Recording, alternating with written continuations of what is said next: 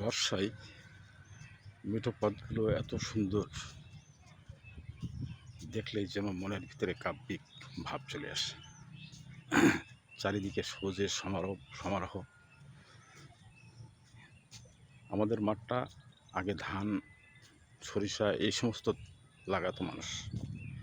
এখন অনেক প্রকার ফসল ফলাচ্ছে। আমার ভুঁইগুলো সবই বর্গা চাষ, আমি লিজ দিয়ে দিয়েছি, সব কুলির চাষ। রাস্তার পাশে বড় বড় মেহগনি গাছও হয়েছে, ধানও আছে। ধান গাছগুলো কি সবুজ, সব বর্ষায় জীবন ফিরে পেয়েছে, সবুজে একাকার হয়ে গেছে চারিদিকে। যারা শহরে বাস করে তারা যদি আমাদের এই গ্রামটা আসতো, তাহলে অবাক হয়ে যেত গ্রাম দেখে।